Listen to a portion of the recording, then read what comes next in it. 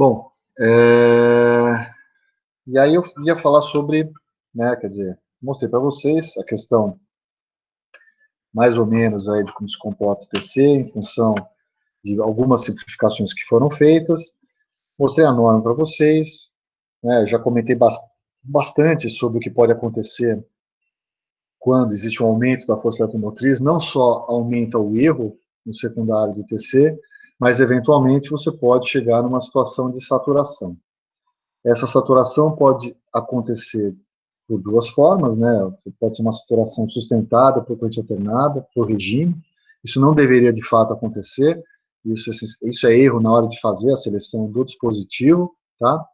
E erro devido à saturação pela componente exponencial amortecida, que o pessoal chama de saturação por corrente contínua. De fato, não é exatamente uma corrente contínua, porque ela tem um decaimento, né? Cada vez esse decaimento é mais longo, né? Como eu falei para vocês, porque cada vez que o sistema se interliga, ele fica menos amortecido, né? Isso é natural, mas não é de fato uma corrente contínua como a gente conhece de circuitos elétricos, né? Bom, então eu vou falar um pouco sobre as duas saturações, vou falar um pouco sobre a curva de magnetização, e o foco, como eu falei no início da aula, é essencialmente aquele TC que você caracteriza por meio da curva de saturação, que é a curva que refere a corrente de excitação e a força eletromotriz no ramo magnetizante, tá? E aí você acaba especificando ele dessa forma, além, obviamente, da relação de transformação nos dados que você tem tipicamente. Tá? Então,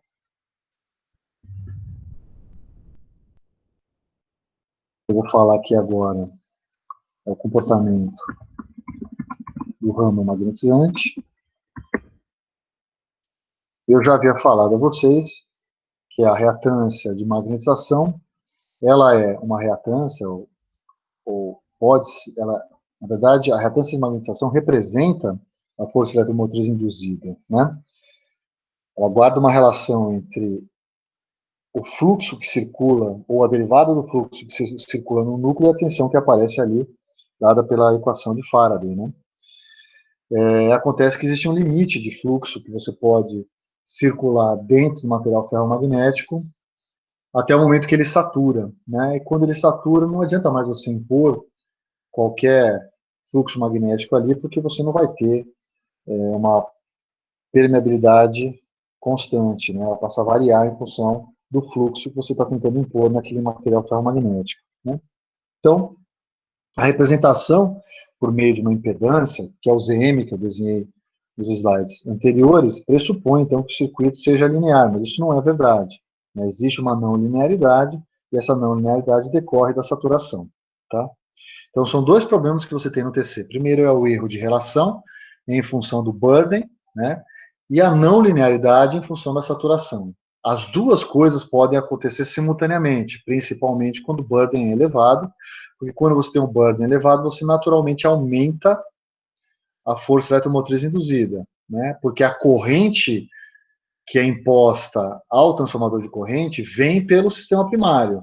Então, não tem como você ter controle sobre isso. Na hora que você impõe essa corrente vai circular no secundário, e se o Z do burning for elevado, você vai produzir uma força eletromotriz elevada. E aí você tem uma corrente de magnetização elevada e vai ter saturação. Tá? Bom, e aí você divide, então, essa saturação nos seus dois causadores, né? Saturação por corrente alternada e saturação por corrente contínua. Então, resumindo o que eu falei, né? Então, a representação do ramo magnetizante por meio de uma impedância constante pressupõe que o circuito seja linear. No entanto, existem situações em que isso não é verdade.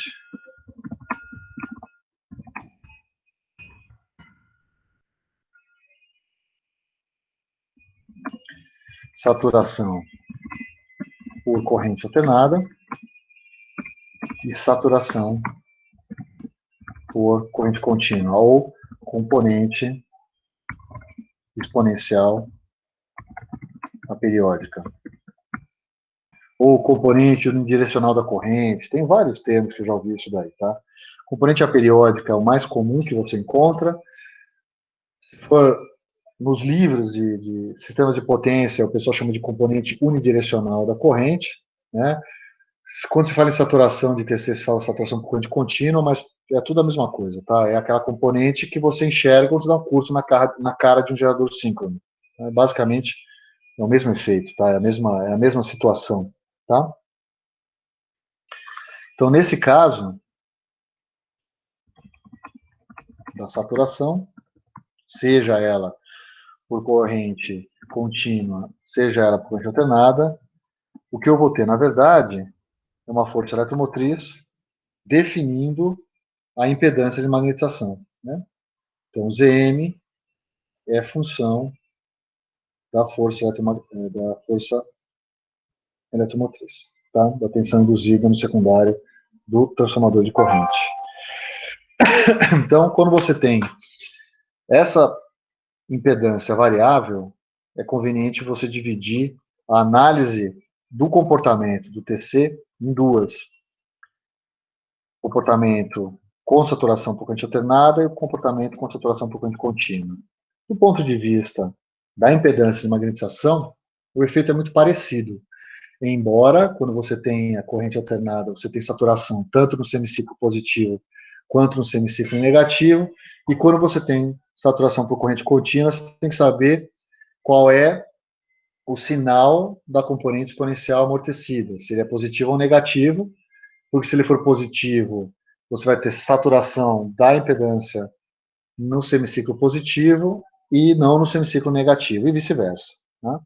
Então, na análise do comportamento do TC frente à saturação, deve ser dividida em duas, devido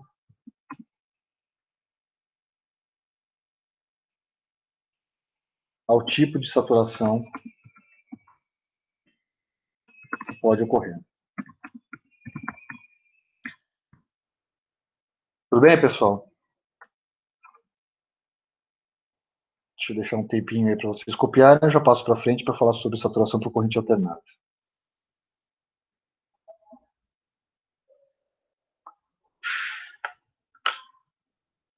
Professor, eu não sei se vale a pergunta nesse momento da aula. Eu, particularmente, tenho uma certa dificuldade para entender a origem da componente exponencial. Ela sempre ocorre quando você tem uma variação da tensão, ou seja, um aumento muito brusco dela, certo? Uma variação muito brusca causa essa componente, não é? Não é exatamente isso. Cuidado. Eu vou equacionar a componente unidirecional, tá? Se essa é a sua preocupação. A componente unidirecional acontece quando você produz uma mudança topológica em um circuito que tem. Vou falar o circuito mais simples, que tem um resistor e um indutor. Sim, sim. Por quê? Porque a tensão no indutor depende da derivada da corrente, ou a corrente no indutor depende da integral da tensão. Você entendeu? Então, quando você produz uma variação brusca na tensão, você tem um fluxo que permanece, que existia antes dessa variação brusca no indutor. E esse fluxo tem que ir para algum lugar. Você entendeu? Ele se reflete como uma tensão nos terminais do indutor, fazendo com que a corrente se comporte daquela maneira. Você entendeu? Entendi, sim. Entendi. Então, é nesse sentido que ocorre. Tá? Então, você tem um fluxo no indutor, na hora que você produz uma variação topológica, esse fluxo tem que continuar existindo, ele não pode simplesmente cessar. Então, a variação dessa corrente produz uma variação nesse fluxo, que produz, então, uma força eletromotriz no indutor, ou uma tensão nesse indutor, digamos assim. Né? E essa tensão produz, então, aquele perfil de corrente que a gente conhece. Tá? Mas o que está olhando, de fato, é a LDIDT. Tá? E ela vai ser mais ou menos proeminente em função do ponto da corrente no indutor. Tá? Porque essa corrente diz o que está tendo de fluxo armazenado. Ou, né, e aí você olha para os 90 graus, mas não dá para, porque todo mundo, poxa, quando a tensão passa pelo zero, cuidado, isso não é puramente indutivo, tá? Não é exatamente assim. Inclusive, quando você faz estudos de, de conexão de rede, quando você faz aqueles estudos para isolação e etc., né, quando você faz a resposta transitória em linhas, né, por exemplo, né, para o PNS pede normalmente, você faz um cálculo de curto-circuito, você faz um cálculo de curto-circuito, você roda no ATP vários curto-circuitos, vários pontos distintos, usando o método de Monte Carlo, para ver aquele que dá maior definição. Isso tem a ver também com o instante do defeito e com a componente aperiódica da corrente. Tá? Faz parte do mesmo estudo. Tá bom, professor. Obrigado. Viu? Bom, passando para frente aqui, pessoal, vamos lá falar sobre, primeiro, o componente, aliás, o comportamento perante a saturação por corrente alternada.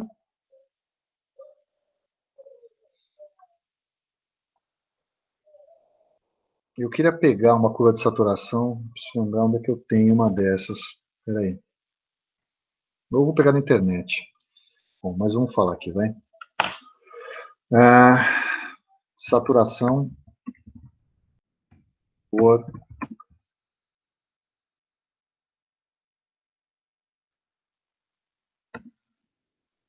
corrente alternada.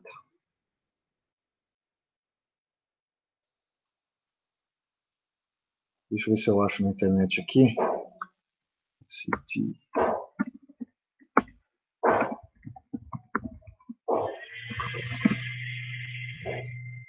Tem umas imagens na internet que a gente consegue pegar aqui, facilita a nossa vida.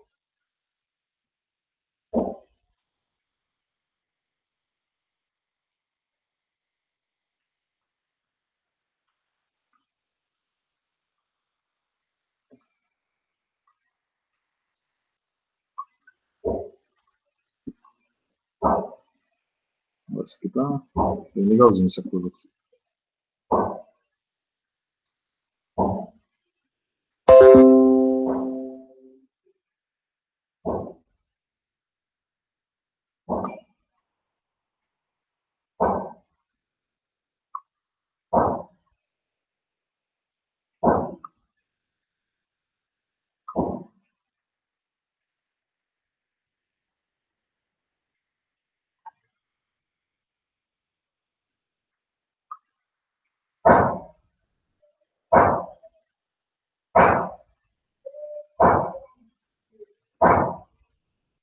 Então, vamos pegar essa curva aqui e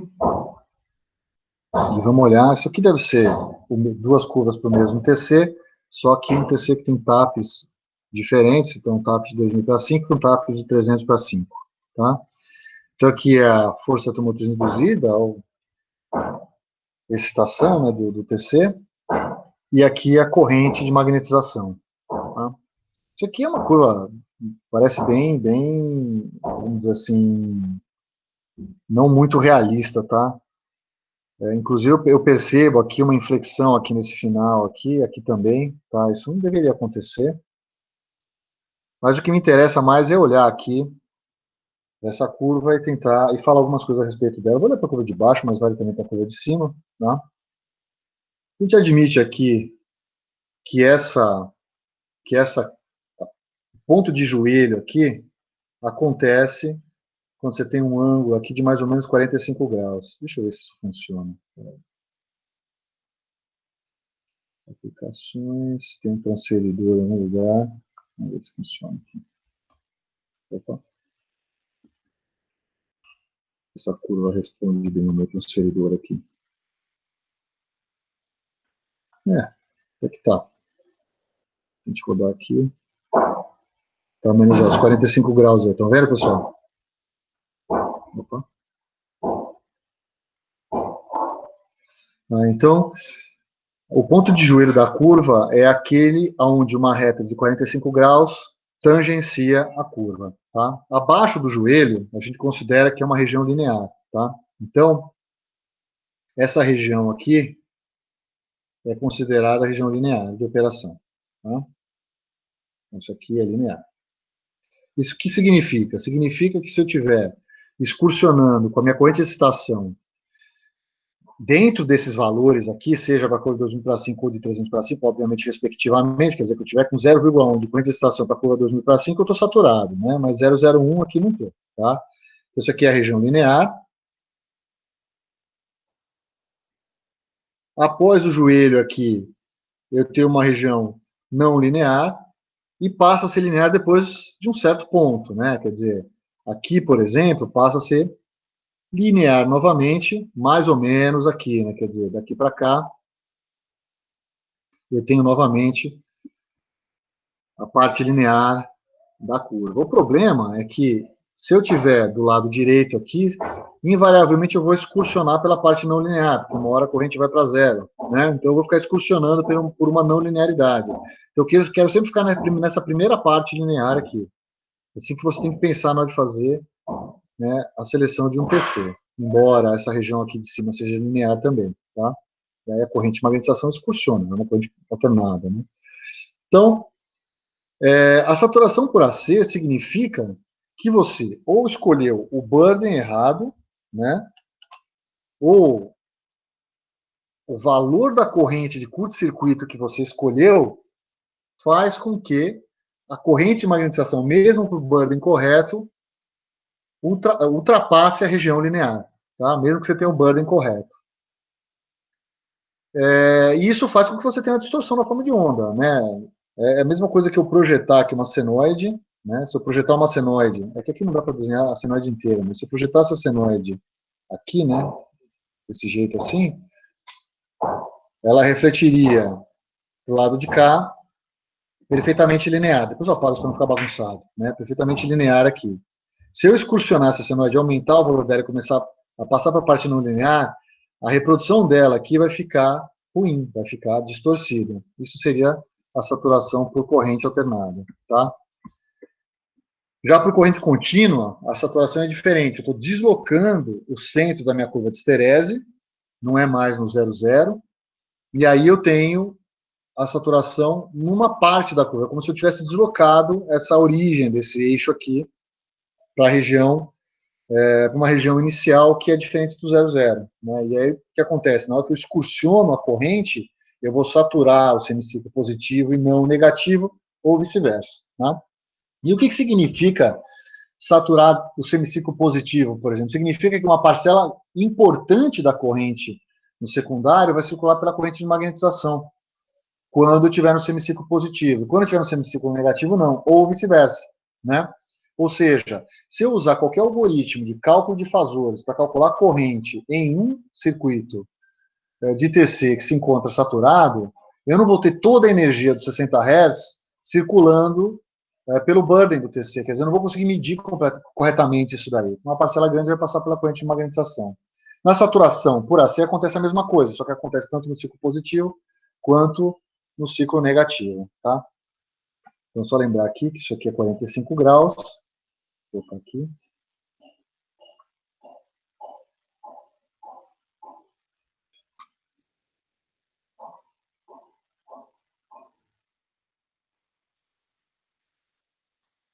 E aí eu queria passar um exemplo para vocês. Eu vou explicar mais ou menos como é que vocês resolvem. Depois eu vou deixar o fórum aberto. Quem puder depois responder, pode responder também via... Eu não sei se eu estou no grupo do WhatsApp ou só a Janaína me mandou a mensagem aqui. Não sei, acho que não estou. Acho que foi a Janaína que me mandou. Mas manda por e-mail para mim a resposta. Então, vou deixar mais um exercício aqui, que trata de saturação por corrente alternada. Vou explicar mais ou menos como é que eu quero que vocês façam isso. E aí vocês mandam um pacote para mim do primeiro exercício que eu mandei, mais esse daqui, tá? Vou colocar uma página adicional. Pode voltar, professor? Ok.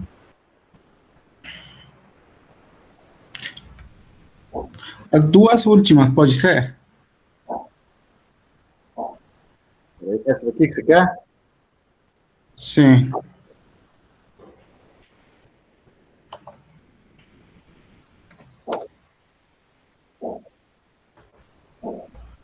Professor, vou aproveitar a oportunidade e pedir para voltar mais do enunciado do exercício. Eu calculei aqui, deu 1,13, eu não sei se está certo.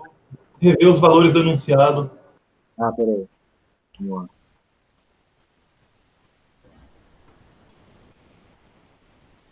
Quanto é que você falou? No primeiro, no item A, quanto deu para você?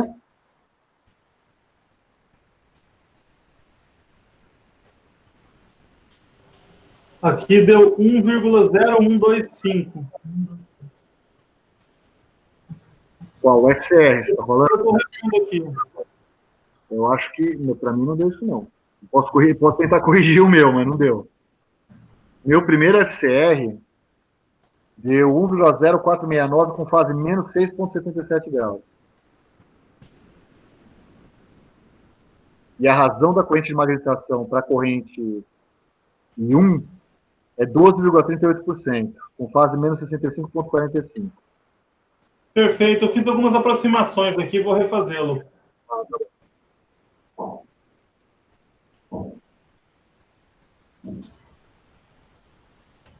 Posso passar aqui, pessoal?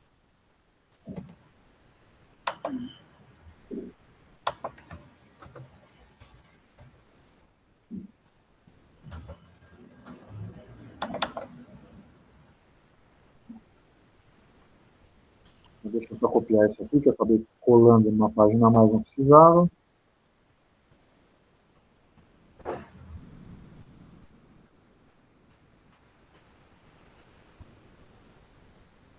É uma droga esse negócio aqui. A gente copia e cola as coisas.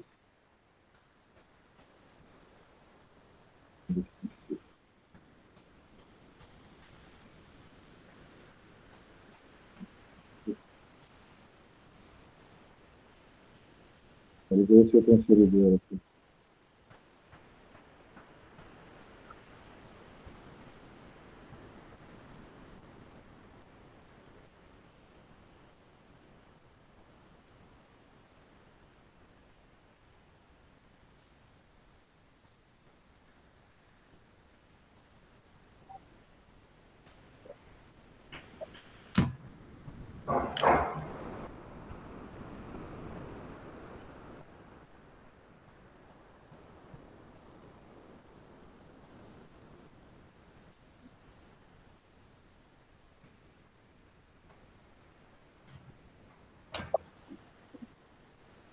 Então, deixa eu colocar aqui o exercício, pessoal. Vocês vão precisar... Deixa eu voltar aqui. Por favor, se vocês puderem tirar um print screen aqui dessa tela, era uma boa, vocês vão precisar usar ela para fazer o exercício.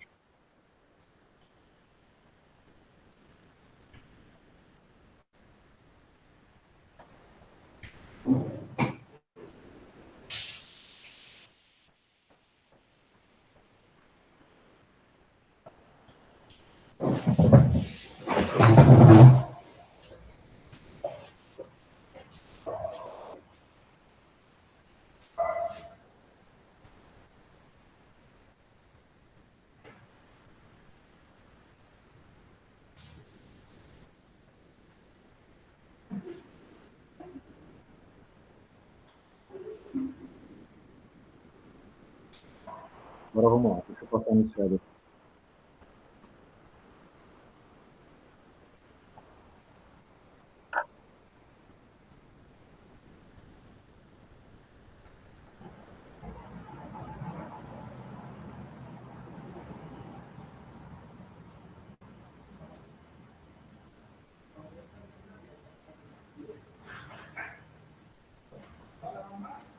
Então, considere que esse fosse a curva de saturação da figura,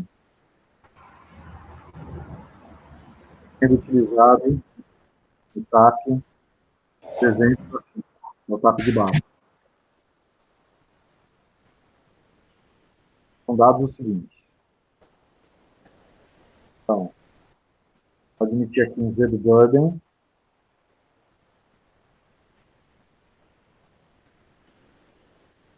Igual a 9 mais J12.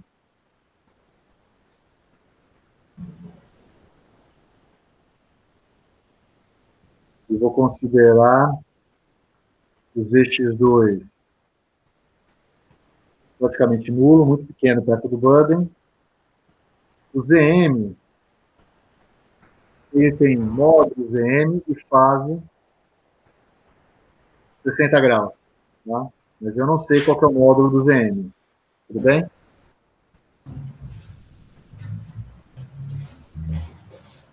Aí, eu estou pedindo o seguinte. Peraí, deixa eu pensar aqui.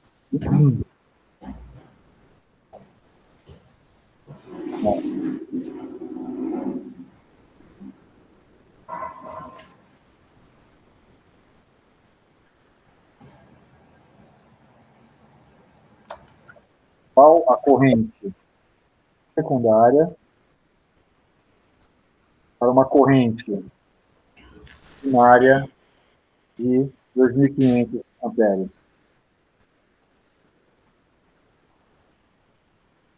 DC se encontra saturado? E aí, isso aqui, pessoal, vai um pouco a responder um pouco uma pergunta que me fizeram na primeira parte da aula. Mas isso aqui é uma análise que a gente faz puramente gráfica, tá? Eu não sei qual é a reatância de magnetização de TC, de fato. É o que eu tenho a curva de excitação. Tudo bem? Você pode pressupor que a fase da reatância de magnetização é algo próximo de 90 graus, menor que 90 graus. Estou pressupondo aqui que é 60 graus. Tudo bem? Eu estou falando que eu tenho uma corrente primária de 2.500 amperes, uma relação de 300 para 5. Eu quero saber se, dada a curva de saturação, ele se encontra saturado. Né? E aí, como é que eu faço para resolver isso daqui? O que eu faria era transformar o circuito em um circuito equivalente, onde eu posso descobrir a corrente de magnetização em função do módulo da reatância de magnetização. Tudo bem? Por quê? Se eu sei quanto vale a corrente de magnetização, eu sei quanto vale a força motriz induzida, o EM. Então, se eu consigo calcular o IM em função do ZM e o EM em função do IM, eu consigo os pares de força eletromotriz e corrente de excitação. E aí eu consigo traçar no gráfico aqui, voltando à página anterior, uma reta de corrente de excitação e força eletromotriz induzida em função do módulo do ZM. E aí o ponto que eu cruzar na curva 300/5 é o ponto que eu me encontro operando. Aí eu sei se eu vou estar saturado ou não. E aqui eu não tenho corrente. Aqui eu tenho força eletromotriz induzida e corrente de excitação. Só que isso aqui reflete uma corrente primária no TC. Isso aqui significa que eu circulei uma corrente primária no TC e produzi uma força eletromotriz induzida. Ou seja, existe uma relação entre essa curva e a corrente primária. É isso que eu quero que vocês enxerguem. Tá bom? Então, o que você faz? Você varia o módulo do ZM e obtém pares EM e IM. Né? E aí você consegue estabelecer uma reta. Essa reta vai cruzar com a curva 300/5 e o ponto de cruzamento vai ser o ponto de operação. Se esse ponto de operação estiver na região linear, muito bem, ele está operando na região linear. Se não tiver, ele está operando saturado. Tudo bem?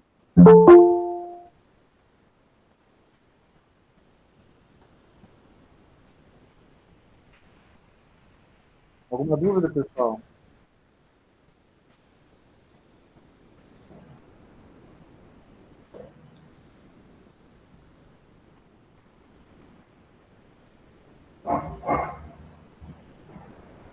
Eu acho que tem alguém com o microfone aberto. Ele respondeu-se um cachorrinho.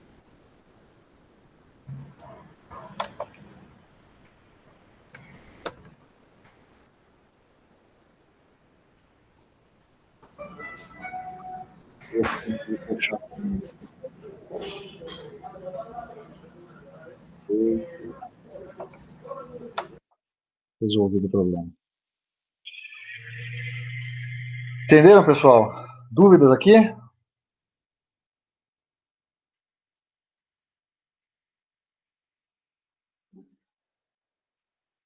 Estão me ouvindo ainda?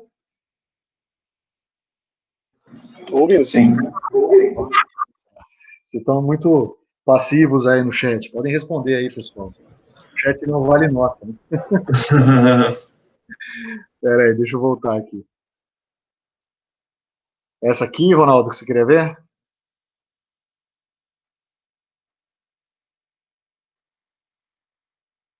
Ah, enunciado, peraí. Esse daqui. Dicas aqui, tá? Para fazer. Você tem um circuito onde tem o ramo magnetizante em paralelo com o burden, certo? E aí você tem a força eletromotriz ali em cima do EM. O que você pode fazer, faz o TVNAM equivalente. Aí você consegue colocar o ramo magnetizante em série com o Z do burden. E aí a corrente que circula por ali, você calcula a partir do equivalente, porque você está impondo corrente I1. Então é uma fonte de corrente ali. Então, você tem uma fonte de corrente em paralelo com o ZM. Você pode transformar uma fonte de tensão em série com o ZM. Aí você vai ter uma fonte de tensão conhecida em série com o ZM, que você não conhece o módulo, porém conhece a fase, em série com o Z do burden, que você conhece a parte imaginária. Com isso, você consegue calcular a corrente, que vai ser a corrente IM, porque ela circula pela reatância de magnetização. E a relação entre essa corrente e a tensão M que aparece na reatância de magnetização te dá uma reta em cima daquela curva de saturação. E aí, onde a reta cruza com a curva de saturação é o ponto de operação do TC. Tá bom?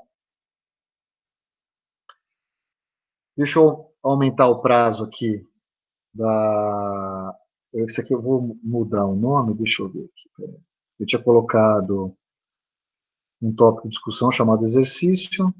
Vou acrescentar um novo tópico aqui, vou chamar de saturação por CC, porque é a resposta. E aí vocês colocam as respostas aqui no fórum. Só que o fórum eu vou postergar ele aí por mais uns 3 dias, tá? Pra vocês terem tempo de fazer isso daí. Deixa eu arrumar esse fórum. E quem tiver como ouvinte pode mandar por e-mail para mim, tá? Só um pouquinho. Deixa eu. Tá, então tá na discussão da aula de hoje, só que é a parte 2, tá? Eu vou deixar até o dia 26 de setembro às 17 horas.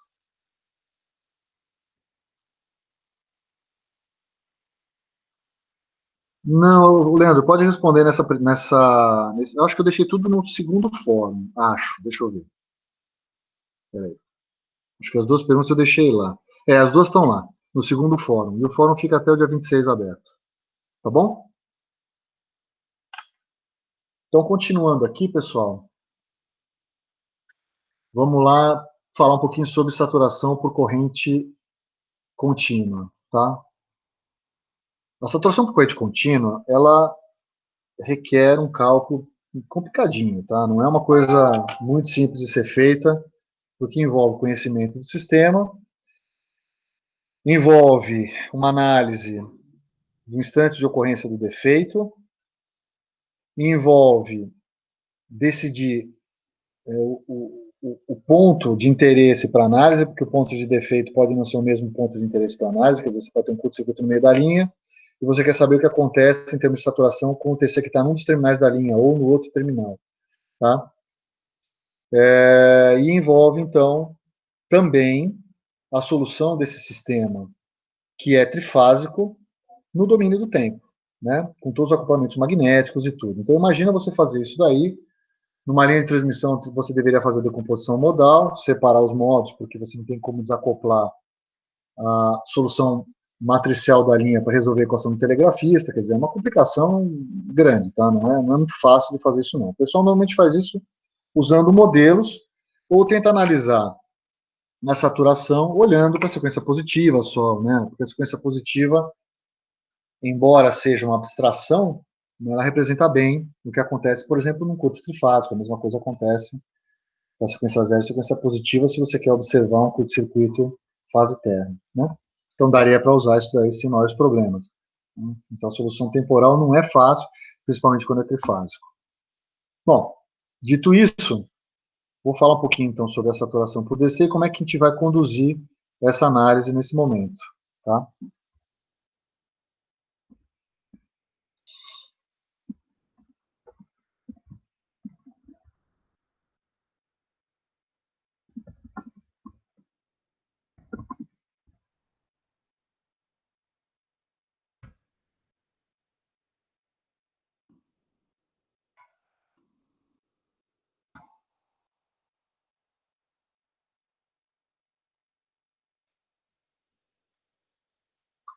Então, para essa análise, especificamente,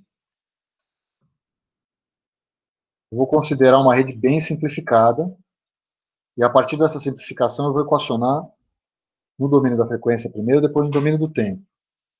Depois disso, eu vou mostrar para vocês que dá para fazer uma simplificação usando a resposta forçada, mas a resposta livre, que é o que eu vou fazer para mostrar pelo menos o perfil que aparece na corrente, tá? E por que satura. Bom, então vamos lá. Para essa análise, eu vou considerar o circuito simplificado.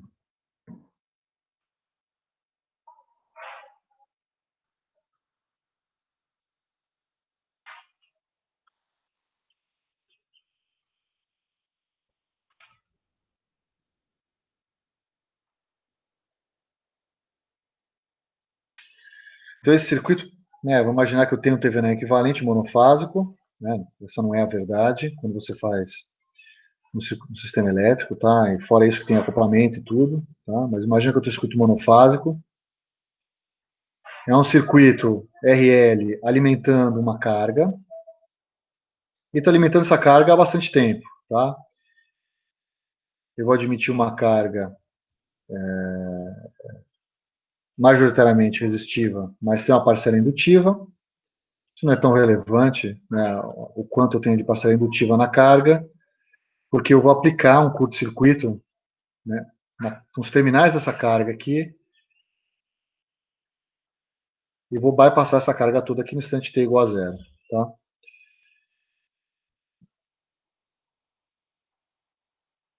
Então, imagina que eu estou alimentando o meu circuito aqui com uma fonte de tensão que tem módulo V e fase gama. Tá? Vou admitir aqui, então, que é um sinal senoidal com módulo V conhecido, valor eficaz de fase gama. Eu tenho uma resistência do sistema, vou chamar de RL, uma indutância, vou chamar isso aqui de JXL. Eu tenho a minha carga aqui, conectada, que vou chamar de Z carga, que vai ser RC mais J X da carga. Eu vou promover o fechamento dessa chave aqui, simulando um curto-circuito em T igual a zero. Tá? Isso aqui é diferente de você avaliar a energização de um sistema de primeira ordem. Tá? Na verdade, eu estou curto-circuitando um sistema de primeira ordem no meio do sistema de primeira ordem. Então, a solução não é muito simples. Tá? Ainda mais considerando que o V está defasado de um ângulo gama qualquer, eu poderia simplesmente fechar o ângulo T em qualquer instante de tempo. É a mesma coisa que considerar que a tensão V tem uma fase gama em relação à referência de tempo. É mais fácil fazer desse jeito. Vou considerar aqui, inicialmente, com a chave aberta, que eu tenho um R que vale RL mais RC, para poder equacionar a pré-falta, tá?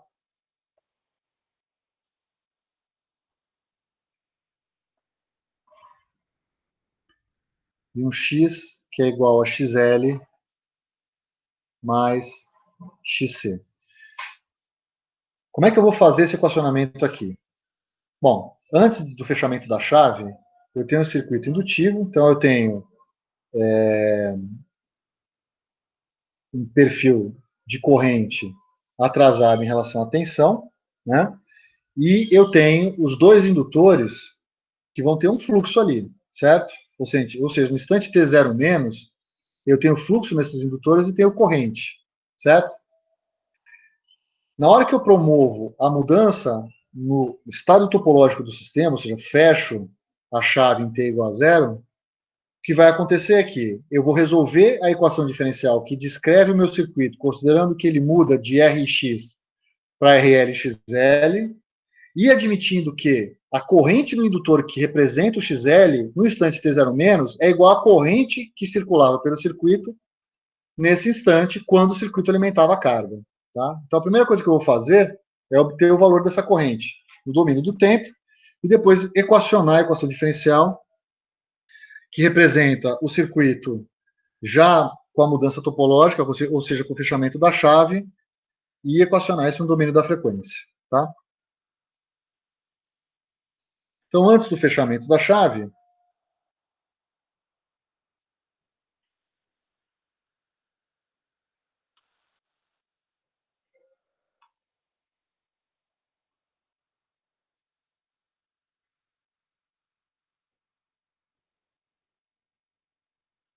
eu vou ter ali que V é igual a R mais J ômega L vezes I, é o que vocês conhecem, né?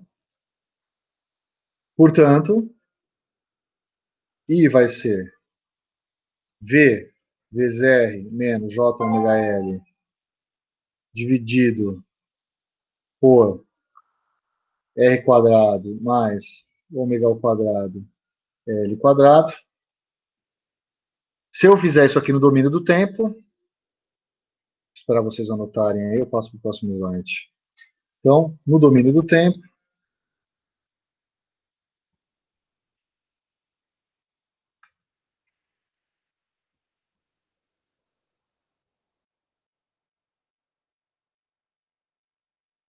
eu tenho um sinal de corrente que tem uma parcela em fase com a tensão, que é o V vezes R, modulado pela magnitude R sobre R quadrado mais ômega ao quadrado L quadrado, um sinal que está atrasado de 90 graus em relação ao sinal de tensão, ou seja, eu transformo seno em cosseno, cosseno em seno, tanto faz, ou ponho menos 90 graus ali, modulado por uma razão ômega L sobre R quadrado mais ômega ao quadrado L quadrado. Essa corrente vale até o instante t zero menos, né? Então, a corrente I de t, e essa é a corrente que circula pelo indutor da linha, né, o equivalente ali à reatância indutiva XL, no momento que eu fecho a chave. Então, na hora que eu for resolver a equação diferencial, tem que levar em consideração essa corrente. Então, I de t vai ser R sobre R quadrado mais ômega ao quadrado, L quadrado,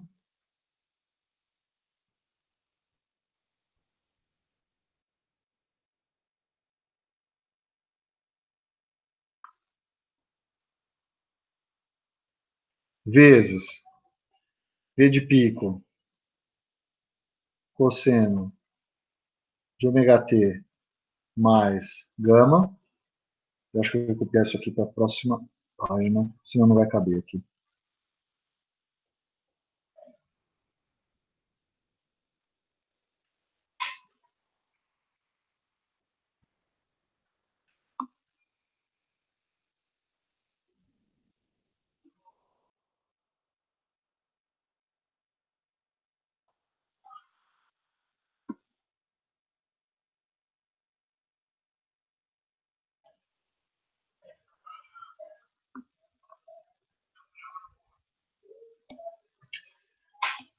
Então, vou ter essa parcela aqui, mais a segunda parcela, que vai ser ômega L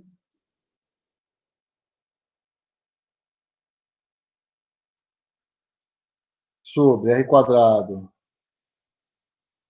mais ômega ao quadrado L quadrado vezes V de pico cosseno de ômega t mais gama menos 90 graus.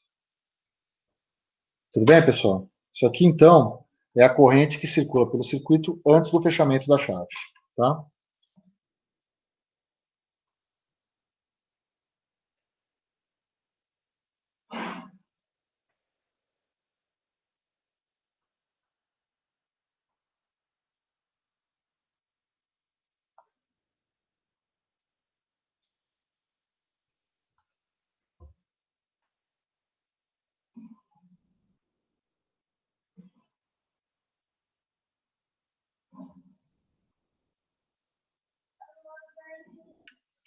Saiu menos 90, ali é o menos J que aparece multiplicando o ômega L. Tá? Bom, agora o que eu faço, né, na hora de fazer o transitório? Então, isso aqui é o domínio do tempo.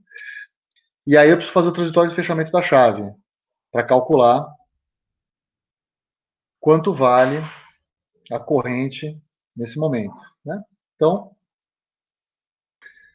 Isso aqui no domínio do tempo. Isso aqui é pré-falta, né? O transitório de fechamento da chave.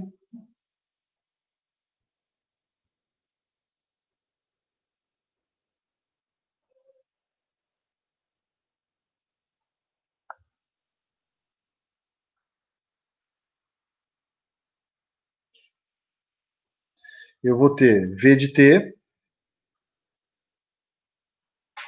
igual a R vezes I de T mais L vezes DI de T dt. E no domínio da frequência,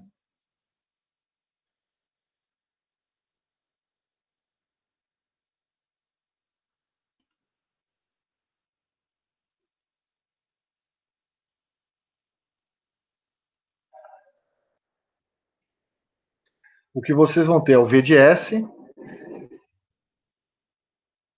né? Fazendo a transformada de Laplace aqui, vai ser o R vezes I de S mais L vezes S I de S menos, aliás, aqui é LL, né? IRL, esqueci disso. Aqui é RL, LL, é só o darinho. Desculpa, gente. Menos o LL vezes o I de T igual a 0 menos, que é essa expressão toda aqui, né? Então, essa expressão aqui, ó,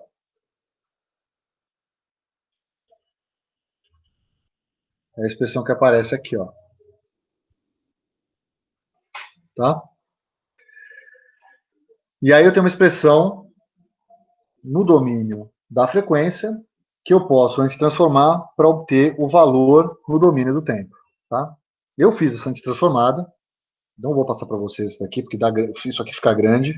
Se alguém quiser fazer isso daqui no MATLAB, eu recomendo para dar uma olhada e depois brinca com os valores para ver o que acontece. Tá? Isso é um dos jeitos de você observar como é que se comporta um TC quando há... desculpa, o comportamento da componente aperiódica, não do TC, desculpa. Tá? Eu vou mostrar de um outro jeito, que é o jeito mais fácil, que é o convencional que vocês encontram nos livros de proteção. Né? O que você faz é superpor, desse outro jeito, é superpor a corrente de curto-circuito em regime permanente senoidal à solução natural do circuito. Tá? Então você imagina que você tem uma corrente de curto-circuito de regime, né, de fechamento da chave, você conhece essa corrente, que vai ser a tensão dividida pelo RL mais JXL, então isso é conhecido, né? E a resposta natural de um sistema de primeira ordem é um A vezes E elevado a menos alfa T. Se você usar a equação da continuidade, no instante t zero menos, a corrente tem que ser igual à corrente do circuito quando eu tinha R e X, não só RL e JXL. Né? Eu tenho o R e o JX. Então, quando eu faço isso, eu consigo chegar numa expressão um pouquinho mais amigável do que a expressão que fica a partir dessa dedução que eu fiz aqui. Tá? Embora essa dedução que eu tenha feito está certa do mesmo jeito. Tá? A única coisa é que, como o sistema é simplificado, não vale a pena investir muito numa solução mais complicada do que essa daqui. Então, continuando aqui, vou falar sobre essa outra forma, tá? Que é a forma que eu vou utilizar e eu vou seguir para frente aqui para a gente ver.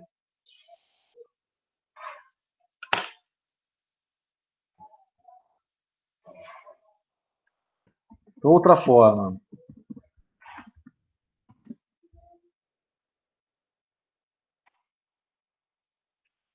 de resolução, que é, na verdade, a obtenção da componente unidirecional da corrente, consiste em superpor curto-circuito em regime permanente senoidal a solução natural do circuito. Portanto,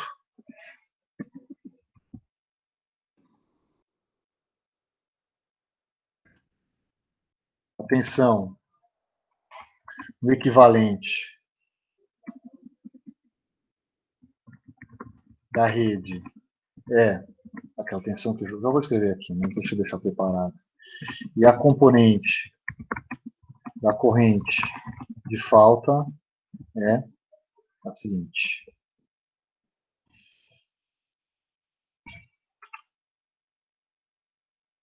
A tensão no equivalente da rede é a tensão dada ali no exemplo, né? Então, V de T é o V de pico cosseno de ômega t mais gama, e a corrente em regime permanente, eu vou chamar de ICA, é o que sobra da corrente, vai ser o ICA de pico com fase gama menos θ. Né? O θ é dado pelo R, pela razão R e X do circuito. Né? Onde, deixa eu só arrastar isso aqui.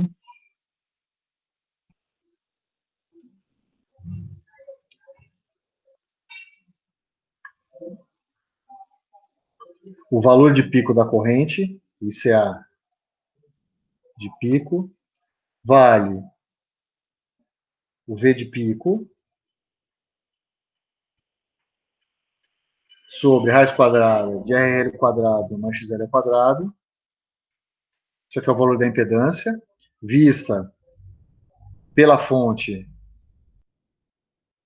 quando eu estou em curto-circuito, ou seja, a carga ela já está desconectada do restante do circuito, tá? E o ângulo θ é a razão, como eu falei para vocês, é o arco tangente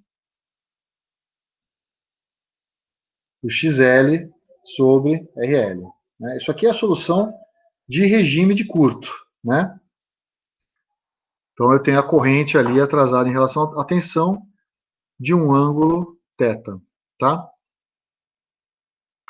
Na solução completa, então, eu tenho que admitir alguma coisa. Né? Quer dizer, o que eu fiz aqui para simplificar foi admitir a linha em vazio. Tá? Senão fica complicado, como eu mostrei para vocês. E aí, a solução forçada mais a solução natural para qualquer instante de tempo tem que respeitar a situação de que em vazio a corrente vale zero, né? E eu tenho, então, uma componente aperiódica que decai ao longo do tempo. Né?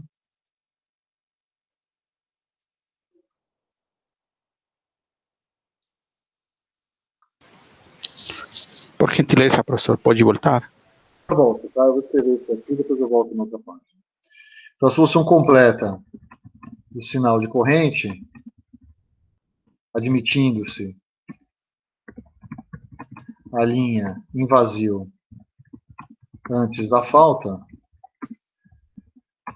vai ser, aí é a simplificação que eu falei para vocês que eu fiz, estou admitindo a corrente no T0 menos igual a zero, senão eu vou ter que carregar aquele termo na hora de fazer a antitransformada, e, de fato, aquilo traz um problema na antitransformada, e o I de T vai ser a solução forçada, que é a solução forçada é a solução de regime de curto, né?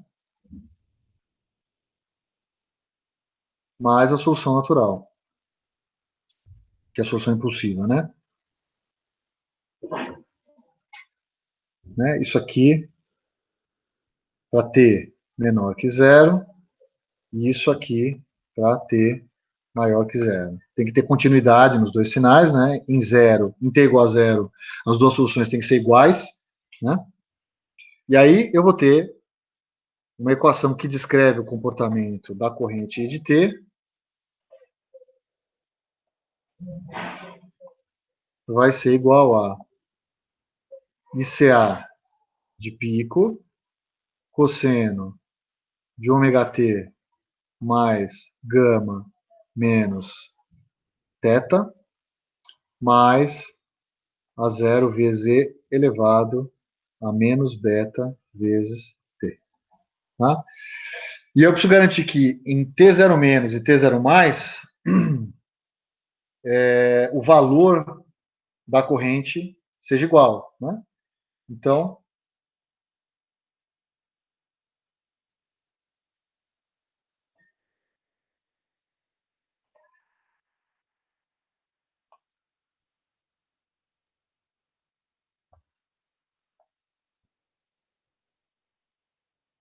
Portanto, o A0 vale menos ICA de pico cosseno de gama menos θ. E o beta é um sistema de primeira ordem, né? Então, o beta aqui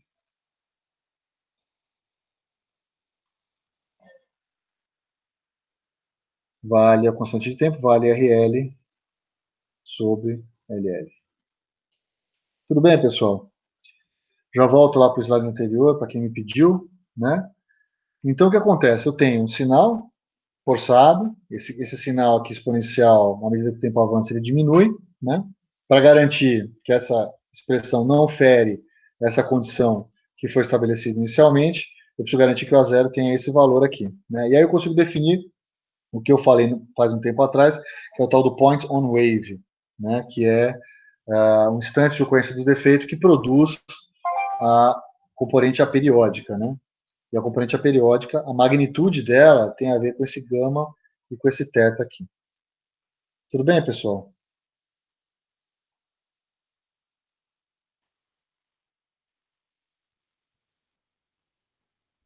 Deixa eu voltar aqui no slide anterior.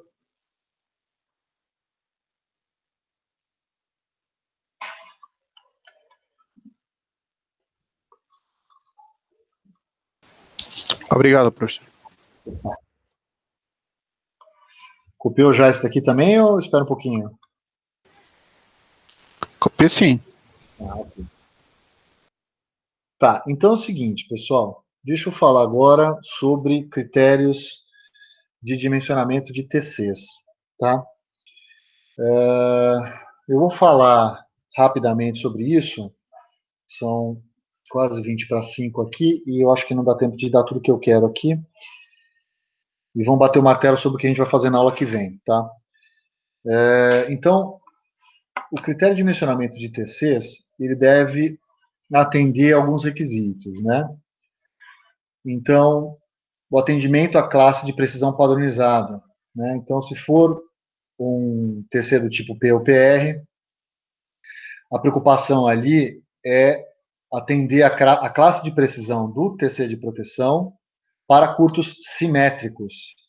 Então, a corrente de curto-circuito máxima não pode ser maior do que X vezes a corrente nominal. Então, o TC vem com a designação dessa forma. É um TC que tem uma precisão de, sei lá, de 10% e suporta 20 vezes a corrente nominal. Então, a corrente de curto não pode exceder 20 vezes a corrente nominal do sistema. Ou a corrente de curto máxima, na escolha da relação de transformação que você fez, não pode exceder 20 vezes a corrente secundária. Ou 15 vezes, ou o que for. Tá? Normalmente, o projetista acaba não correndo o risco de você chegar a 20 vezes, porque, ou a 20 ou a 15, né? Chegar no limite dado pela norma. Porque você já está numa região bastante saturada ali. Tá? Um erro de 10% de medição, por exemplo, numa classe de precisão de 10%, já é uma saturação severa. Então, o erro na medição de corrente é grande. Talvez para um relé eletromecânico, isso não seja tão relevante, porque o que importa ali é o quanto você tem de energia sendo entregue, né, para aquele dispositivo eletromecânico, para que ele movimente um copo ou um disco e atue após um certo tempo. Um relé que recebe a energia, que na verdade não está medindo a energia, está fazendo processamento digital dos sinais, né, você tem um sinal saturado com um erro grande, porque ele está próximo do giro da curva, né, um erro de 10%, talvez isso produza um erro de medição que seja significativo. Então, assim, isso aqui, pessoal, não é uma, como eu falei para vocês no início da aula, isso aqui é uma questão um pouco cultural. Já vi projetista falando, olha, eu não passo de 90% do limite dado pela norma. Né? Então, se o limite é 20 iene, eu vou chegar a 18 iene, por exemplo. Tá? A mesma coisa vale para precisão com relação à tensão máxima de joelho, né? Então, você pode chegar na tensão máxima de joelho e admitir que ali você tem a região linear, mas na tensão máxima de joelho, você já está errando os X% da classe, 5%, 10%, dependendo ali do TC. Então, tem gente que fala, não, então vamos chegar, sei lá, 80% da tensão de joelho, que ali eu estou bem linear, eu vou estar errando bem menos. O quanto é errar bem menos nesse caso? Olha, existem artigos acadêmicos que fazem análise de TCs de diversos fabricantes que dizem que se você estiver abaixo do joelho da curva, por exemplo, 80% do joelho da curva, você pode cair numa classe de precisão próxima a um TC de medição, tá? Então, trabalhar longe do joelho, ele é bom nesse sentido, tá? É claro que tem custo adicional para isso, né? Agora, não é só isso. A forma de ligação dos TCs também define um pouco como é que você calcula a tensão no secundário. Por exemplo, se você tem relé de neutro, você liga ele no aterramento, então você vai ter 3 relés ligados um em cada fase, mais um relé de neutro. Então, no caminho sério, você tem duas resistências de Burbin, por exemplo. Tem que tomar um certo cuidado na hora de fazer isso daí. Na hora que você tem um curto fase terra, vai aparecer 2 RB ali, né? Então, tem que tomar um certo cuidado na hora de calcular a tensão que aparece no secundário, no TC, em função da corrente de falta, né? Então, o arranjo, né, a forma de ligação dos TCs é importante. Então, isso é um jeito de você atender aqueles TCs que são definidos em função dos curtos simétricos, né? Aquele que diz que não vai ter saturação com uma corrente máxima no seu secundário. Já os tipos X, né, o PX e o PXR, eles são definidos pela curva de saturação, tá? Então, normalmente, você tem que olhar para o comportamento da curva em função do burden, que é mais ou menos parecido com o que eu mostrei para vocês, com o exercício que eu mostrei para vocês, né? O que pode se fazer nisso é tentar trabalhar, né? Eu já vi, por exemplo, né, você pegar aqui e falar assim, não, eu conheço o burden, conheço o TC, eu quero trabalhar com a tensão de joelho dividido por 2, né? Então, você ou muda o TAP ou muda o burden, dependendo, claro, né, se você tem essa disponibilidade para trabalhar para a corrente de curto simétrica com metade da tensão de joelho. Tá? Seria um jeito de você tentar evitar saturação. Agora, para a componente aperiódica, a situação é um pouco mais complicada, tá? Porque você pode ter uma componente aperiódica que tem um decaimento muito lento, e isso vai produzir saturação, tá? Pela lentidão do decaimento. Então, o jeito de você tentar mitigar a saturação por DC é limitar a tensão secundária da classe, considerando esse tempo de decaimento, considerando, então, a razão entre o R e o L, né, o inverso disso, né, entre o L e o X, o L e o R, desculpa, e limitar, então, a tensão nisso daí. Às vezes, nem sempre é possível fazer essa limitação, mas você fica ciente, pelo menos, que pode ocorrer alguma saturação devido à componente aperiódica, tá? Eu vou depois falar desses critérios e vou consolidar esses critérios na apresentação da próxima aula. E aí a gente liquida essa parte aqui de transformadores de instrumentação. Espera aí, Ícaro, não consegui marcar presença na segunda parte. Não, tudo bem, Ícaro, você está presente na primeira. Se quiser que eu abra aqui, para você ficar mais tranquilo, espera aí que eu abro aqui. Quem não marcou ainda marca. Espera só um pouquinho, gente. Não marquei, não.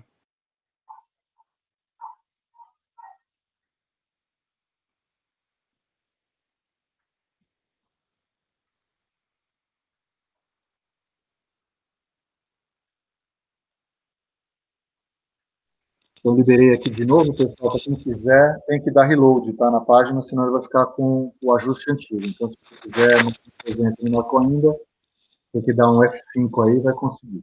Tá bom? Acabei de mudar. Né? Tem alguém com o microfone aberto com alguma dúvida? Oi, sou eu, professor. Na verdade, não ficou muito claro para mim que você comentou um minuto atrás aí sobre dependendo de como estão conectados os relés de proteção, você somar os burdens deles. Isso não ficou muito claro. Talvez com um desenho fique mais claro.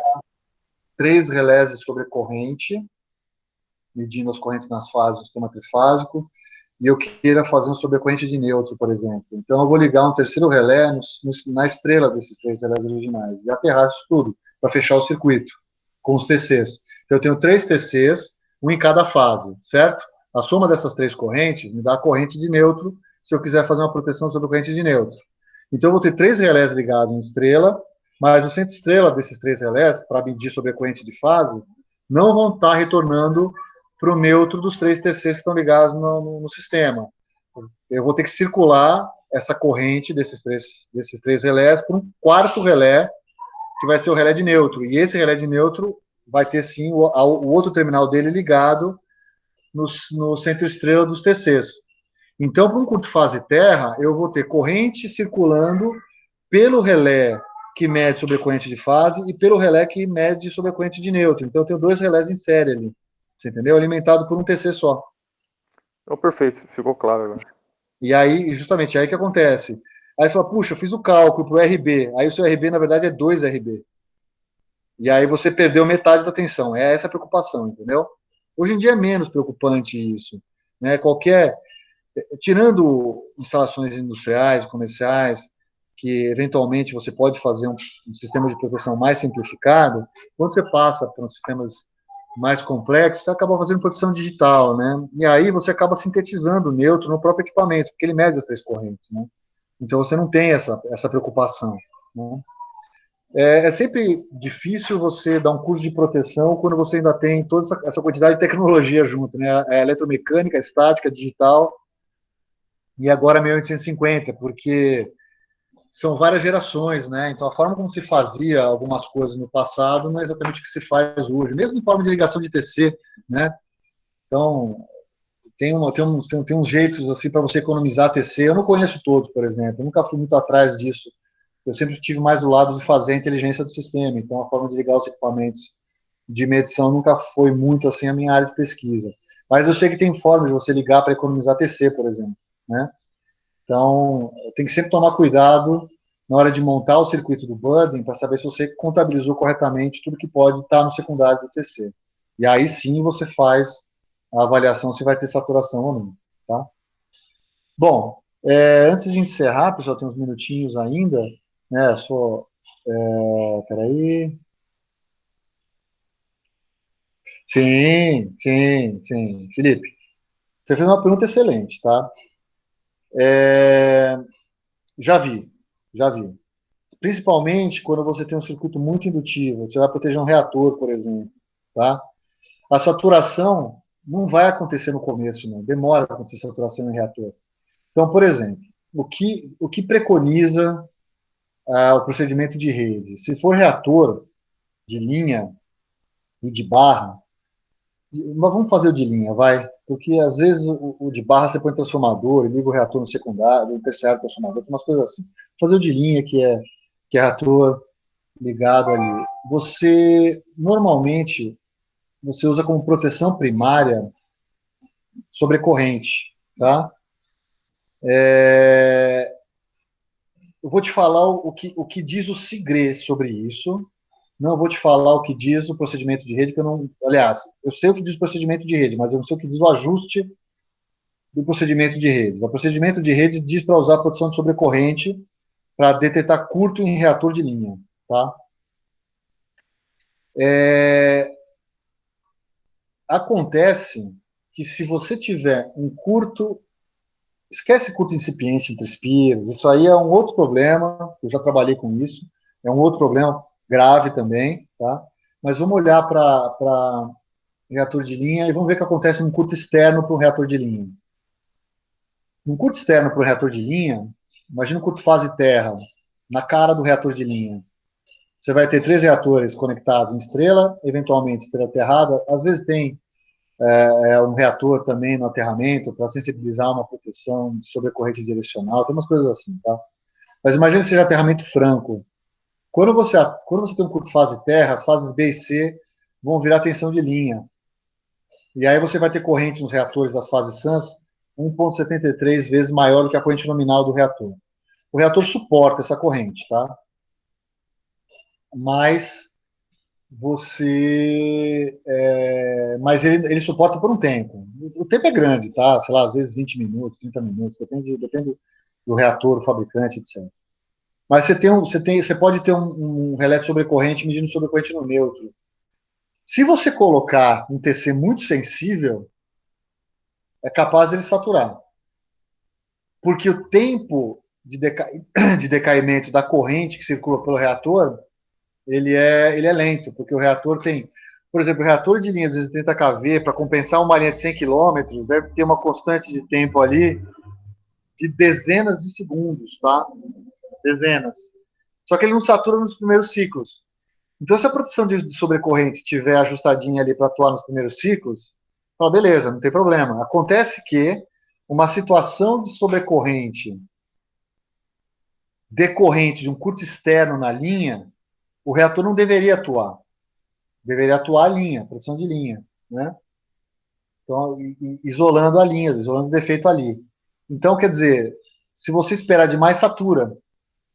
Então esse cachorro correndo atrás do rabo, entendeu? Para a linha de transmissão, a saturação acontece na hora que acontece o defeito, tá? Se o TC for mal dimensionado, acontece ali. Se ele for bem dimensionado, que a saturação vai acontecer depois, quer dizer, tem bastante material ferromagnético no núcleo, aí a proteção atua antes, tá? Então faz tempo que eu não vejo sinal saturado. Deixa eu ver se eu pego. Eu estou fazendo uma proteção diferencial com o aluno da Poli, e hoje, curiosamente, ele me mandou uns sinais de saturação que a gente estava treinando. Deixa eu ver se eu consigo mostrar para vocês na tela, para quem nunca viu um sinal saturado. Deixa eu ver aqui, peraí. Está no WhatsApp, ele mandou no WhatsApp, deixa eu logar aqui. Sempre um risco logar no WhatsApp na rede, né? Mas quem não deve não teme, né? Então deixa eu ligar no WhatsApp aqui e mostrar para vocês. Quem não deve não teme, boa, professor. Mas que é um risco, né? Sempre, sempre. Compartilhar a tela é um risco, né? É sempre um risco, mas tudo bem. Vamos lá. Deixa eu ver se eu consigo logar aqui no WhatsApp.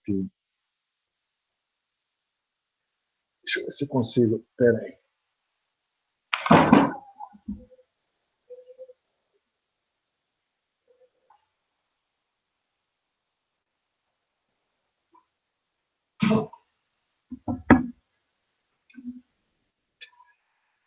Vamos lá, deixa eu pegar aqui.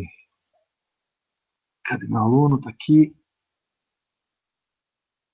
E aqui tem uma forma de bem saturada.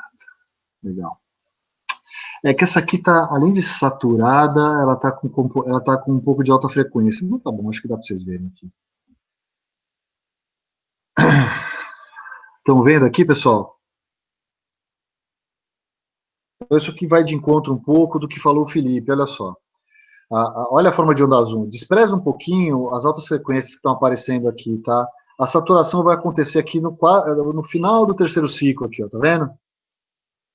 Aí começa a saturar bem, depois essa saturação vai acabar, mas demora. Olha só a quantidade de energia que eu perco nesse semiciclo aqui, ó, tá vendo? Uma quantidade grande de energia que eu perco. E os primeiros ciclos não está saturado, embora o vermelho aqui já tenha uma saturação grande. Mas é que aqui aconteceu uma saturação severa, tanto que está se recuperando depois, aqui é um curto dupla fase. Isso aqui acaba com a produção diferencial, tá? Isso aqui é um curto externo. A gente está vendo se a gente consegue resolver o problema de uma produção diferencial olhando para outros sinais, tentando mitigar um pouco a saturação, tá?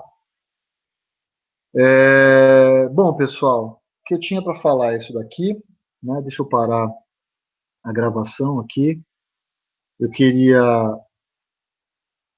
Aliás, não, isso aqui não. Deixa eu botar a apresentação. Peraí. Quero parar a gravação.